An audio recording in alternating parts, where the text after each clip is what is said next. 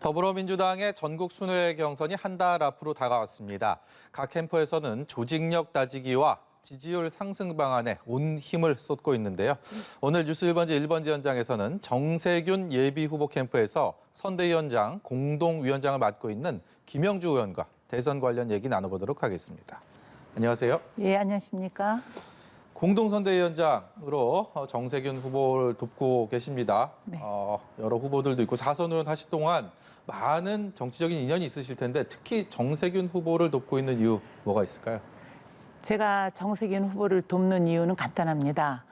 나라의 국격이 있듯이 저는 대통령의 품격이 있어야 된다 이렇게 생각을 합니다. 예. 대통령을 하기 위해서는 그 특정 그룹의 그 지지를 받는 거 이런 것도 굉장히 중요하지만 대통령의 그 자질을 하기 위해서는 예. 여러 가지 능력과 또 전문성과 이런 게 있는데 지난 6월에 대한민국이 전국 G7 그 정상회의에 우리 초대받아서 대통령께서 다녀오시지 않았습니까? 예, 예. 그때 보니까 우리나라가 이탈리아를 꺾고 그 경제대국 7위에 올랐었어요. 그럼 우리나라 국격은 굉장히 올라섰는데 그럼 대통령 20대 그 대통령은 과연 어떤 사람이 돼야 되느냐 그 분야에서 저는 정세균 후보가 가장 적임자다 이런 생각을 해서 저는 그 정세균 후보를 지지했고 대통령은 가장 중요한 게 능력이 있어야 됩니다. 그리고 도덕성이 있어야 됩니다. 네. 그리고 전문성이 있어야 되는데 지금 우리나라 코로나 현상에서는 차기 대통령은 경제를 가장 잘하는 후보가 대통령이 돼야 된다 하는 생각에 정세균 후보를 지지하고 있습니다. 이 정세균 후보 지지율을요. 네. 지지율 면에서는 지금 경쟁을 펼치고 있는 이재명 후보나 이낙연 후보에 비해서 좀 크게 뒤처져 있는 것이 현실인데 그럼에도 불구하고 제가 방송 준비하면서 봤더니 캠프 규모 그리고 조직력은 결코 뒤지지가 않고 오히려 더 단단하다 이런 평가도 많이 나오더라고요. 네. 특별한 이유가 있을까요? 정세균 후보가 지지율이 낮은 건 사실입니다. 그러나 가장 늦게 출발하셨죠. 그 타 두 후보보다. 예. 그럼에도 많은 의원들이 있는 부분은 정세균 후보가 정치를 하시면서 그 우리 민주당 의원들 중에 정세균 후보 그늘 안에 없었다면은 거짓말이다 할 정도로 많은 의원들이 신세를 받았습니다. 그리고 특히 정세균 후보는 다양하게 후보들을 가르쳤어요. 저 같은 경우만 해도 17대 예. 국회에 들어왔을 때 공부해야 된다. 그래서 이제 서강포럼 공부 모임을 하게 해서 자연스럽게 이어져 있고요. 그리고 우리 의원들이 지금 자발적으로 참여하고 있는 의원들이 한 30명 가까이 되는데 그러한 인연에서 지금 하고 있다고 봅니다. 그리고 정세균 후보가 그 많은 의원을 거느리게 된 그 다른 의견이 있겠지만 네. 특히 저 같은 경우는 제가 옛날에 농구 선수 출신 아닙니까? 네. 그리고 은행원을 했고 이력이 참 특이한데 제가 정세균 후보를 가장 존경하고 그 곁에 있는 이유 중에 하나는 그분이 화전민 아들입니다. 초등학교 5학년 때 물지개를 지면서 감자 농사를 짓는 부모님하고 거기서 태어났는데 너무 가난해서 중학교도 못 갔어요. 그리고 중학교를 못 가고 그 고등국민학교를 다니다가 검정고시로 고등학교를 갔습니다.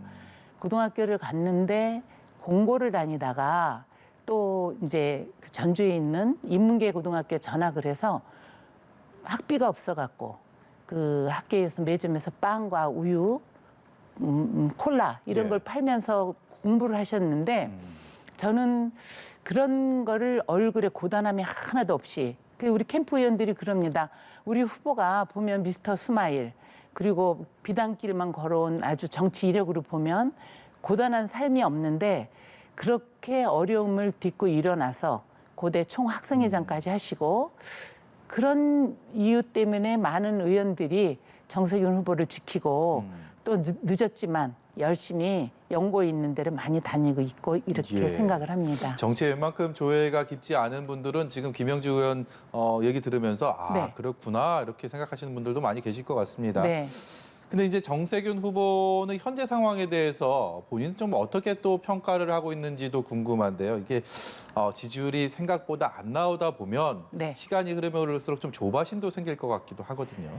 조바심은 캠프에 있는 저희 의원들이 조바심이 있고요. 네. 우리 후보께서는 나아질 거야. 내가 너무 늦게 나왔어. 이 말씀은 이제 후보로 이제 활동하신 지 3개월밖에 안 됐거든요. 예. 우리 그 지지율 1위를 달리고 있는 이재명 후보님 같은 경우는 2017년도에 당시에 문재인 그 후보하고 이미 한 같이 차례 해서 네, 경쟁을 그 했었죠. 4년 반 동안 계속 대선 후보로 거론됐고 여론조사에 계속 거론이 됐습니다. 그리고 이낙연 후보님도 문재인 정부 초대 총리를 하면서 차기 자타로 차기 대선 후보에 그 계속 거론됐고요. 그리고 작년 1월에 나오셔서 준비를 하셨는데 우리 후보가 올해 지방선거 아니 보궐선거 예. 그 끝나고 나오셨기 때문에 3개월밖에 안 되는데 굉장히 초조하시고 또 뭐 한 방을 해야 된다 하는 생각을 우리가 해야 되는데 후보님은 TV 토론하면서 정책 알리고 우리 국민들께서 대한민국의 앞날을 위해서는 좋은 결과가 있을 거야 이런 얘기를 하고 계십니다. 예. 네. 어쨌든 간에 정세균 후보 캠프에서는 빨리 변곡점을 만들어야 된다. 빨리 네. 지지율을 반등시킬 수 있는 계기를, 포인트를 잡아야 된다라는 생각이 간절할 텐데 언제쯤 어떤 계기로 저는 그 생각하세요? 변곡점이 8월 말 9월 초로 보고 있습니다. 그 이유가 지난 7월 달에 정세균 후보가 이제 그 대선 본선 우리 TV 토론 2번을 했습니다. 예. 그리고 7월 31일자 그 여론조사 기관에서 우리 당내 여론조사 한 거를 발표를 한 걸 보니까 광주 전남, 대전 충청권에서 우리 당내에서 10% 지지율이 나왔습니다.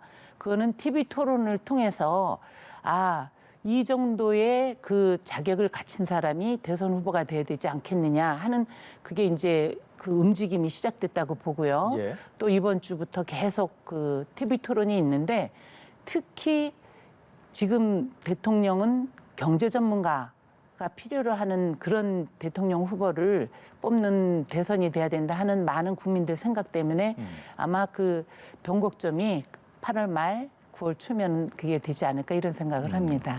지금 지지율에서 조금 앞서 있는 두 명의 후보들이 워낙 그 경쟁이 치열하게 전개가 되다 보니까 네거티브 공방이 심화되고 그러다 보니까 민주당 지지층들이 좀 눈살을 찌푸리거나 또 걱정을 하는 분들도 참 많은 것 같습니다. 김영주 의원 같은 경우는 특정 후보 캠프의 선거를 책임지고 있는 부분뿐만 아니라 당 중진 의원으로서 굉장히 우려하는 부분이 꽤 있을 것 같습니다. 예, 그 두 후보께서 네거티브를 이렇게 많이 한다고 이렇게 보여줄 때는 우리 당 지지자들뿐이 아니라 국민들께서도 많이 우려하고 계십니다. 본선 경쟁력에 지금 민주당 지지율이나 이런 거 봤을 때는 가능성을 높이 봤을 때는 그런 네거티브에 우려하시는 분은 많은데요. 네. 저는 네거티브하고 검증은 구분을 해야 된다고 봅니다. 네. 네거티브라는 것은 그 사람이 약점을 잡아서 또 안 되는 부분에 없던 걸 만든다든가 그 부정적인 측면에 얘기를 하는 걸 네거티브라고 하고요. 지금 대한민국 많은 국민들께서는 굉장히 도덕성, 검증 이거는 철저히 봐야 된다 하는 생각을 많이 갖고 계십니다. 예, 예.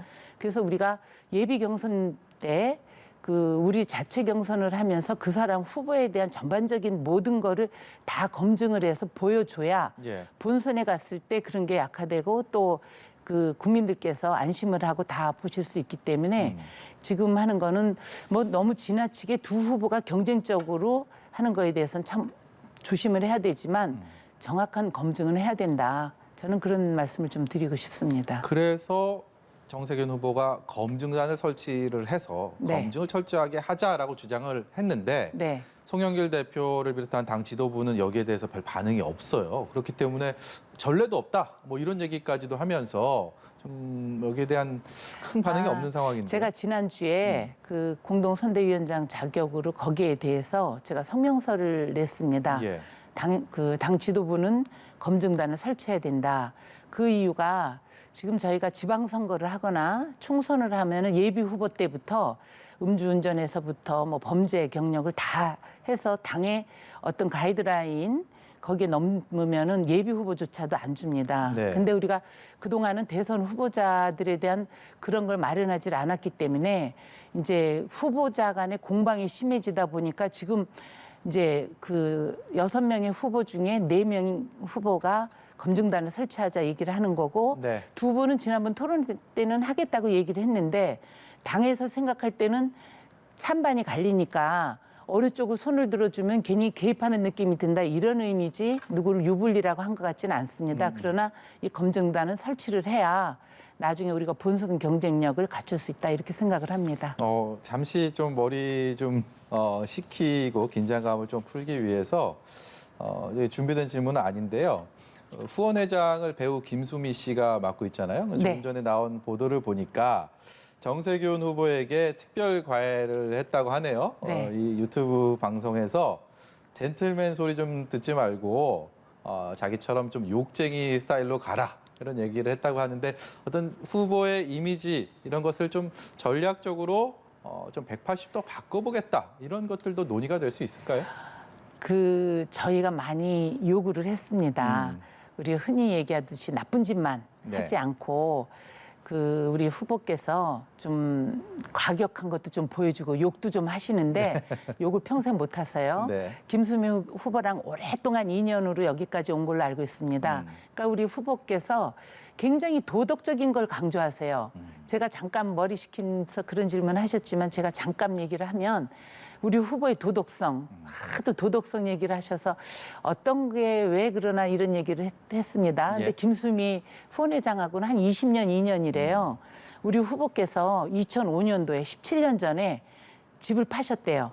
그리고 새 집을 옮기시는데 예. 6개월 안에 집을 팔아야 된대요. 그렇지 않으면 양도소득세를 내거든요. 한 6개월에 딱 며칠 지난 다음에 집이 팔린 거예요. 그러니까 부동산에서 소급해서 해주겠다. 그러니까 우리 후보가 가만히 있다 양도소득세가 얼마입니까? 그러니까 8,300만 원이래요. 고민하다가 그냥 오늘 날짜로 해주십시오. 그래갖고 양도소득세를 내셨대요. 그러니까 그런 정도의 도덕적인데 그거는 도덕성은 당연하지만 우리 국민들이 얘기하기 좋게 욕도 좀 해라. 같은 전북에는 여러 가지 뭐 이번에 들으니까 저도 재밌더라고요. 예. 그런데 배우는데 얼굴 표정은 욕하는 표정이 아니라 입만 욕을 하고 계시더라고요.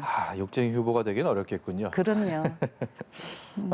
이낙연 후보와의 그 단일화 여부가 한때 관심이었다가 지금 이제 좀 사그라든 분위기인데 여전히 단일화는 없다. 전혀 이런 그렇지 입장입니까? 않습니다. 후보께서 만난 것도 그냥 여러 가지 지금 거의 뭐 박용진 후보도 만나셨고 김두관 후보도 만나셨고 후보들 요청하면 만나는 자리라고 나갔지 네. 뭐 연대를 한다든가 후보 단일화를 한다든가 이런 의미로 나간 게 아닌데 그게 마치 연대 가능성이 있다 이렇게 비춰지는 거에 대해서 굉장히 불쾌하게 생각하셨고 지금도 그런 일은 절대 없을 거다. 예. 그리고 이 정세균 선거 캠프에서 한 번도 논의돼 본 적이 없다는 걸 말씀드립니다. 예. 네. 마지막으로 상대 진영에 대한 얘기 좀 질문을 드리도록 하겠습니다. 윤석열 전 총장, 최재형 전 감사원장 얘기를 안 할 수가 없는데 그쪽 주자들의 움직임 정세균 캠프에서는 어떻게 보고 계십니까? 한마디로 대선 후보의 자격이 없다 이렇게 봅니다. 두 분 다 문재인 정부의 사정기간에 총수하시지 않았습니까? 예. 그러면 임기가 보장돼 있는 것도 어떤 정권에 관계없이 국민과 정부 기관을 잘못된 거 바로잡으라는 수장을 하셨는데 예. 지금 본인들이 두 분 다 임기를 마치지 않고 나오시자마자 대선 지지 선언을 하셨습니다. 앞서 말씀드렸듯이 대통령은 어떤 한 분야만 잘해서는 절대 나라를 끌어나갈 수 없다고 봅니다. 네. 뭐 말실수 같은 거는 우연하게 할 수 있지만 우리 정치에 대한 철학, 국민을 앞으로 대한민국 국민들을 어떻게 잘 살게 할 것이냐 그런 국정 운영 능력 이런 걸 다 봐서 해야 되는데 두 분들은 불행하게도 법 쪽에만 계셨고 예. 또 그런 정치를 경험할 수 있는 기회가 한 번도 없었기 때문에 그 분야에 대해서는 우리 국민들께서 잘 아실 거라 이런 생각을 하고 후보께서도 그 분야에 대해서는 어떤 분하고 해도 자신 있다. 최재형 후보에 대해서는 굉장히 점잖은 부분은 있으나 대통령 공부를 안 하신 것 같다 이런 네. 말씀하십니다. 예, 오늘 말씀 여기까지 듣도록 하겠습니다. 지금까지 정세균 후보 캠프의 공동선대위원장 맡고 있는 김영주 의원이었습니다. 고맙습니다. 감사합니다.